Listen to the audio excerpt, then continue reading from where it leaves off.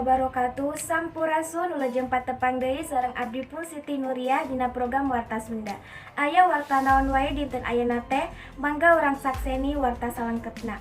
Korban longsor di Desa Tenjolaya Bandung, puluhan murid sekolah SD kena bencana longsor. Seueur murid anu masih kene diajar di tenda darurat, teu tiasa sakola deui ku sabab sin aya longsor susulan. Saeutikna aya 183 murid sekolah menengah pertama anu jadi korban longsor.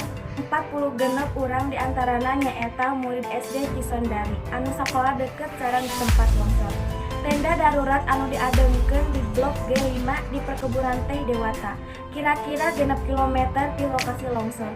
Khusus pikeun murid kelas genep anu sakedik deui ujian nasional. 2 minggu ieu marahina bakal diajar di imah kepala sekolah di Cisondaria. Ngahajar ditempatkeun di dinya supados tiasa meunang bimbingan nu leuwih memeh ujian nasional.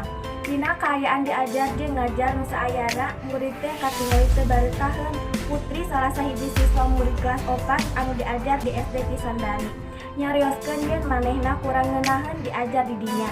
Nah sakitu wae nu kapihatur jeung patepang deui dina warta nu bakal dongkap. Amit mundur amit bungkur sareng abdi Siti Nuria. Wassalamualaikum warahmatullahi wabarakatuh.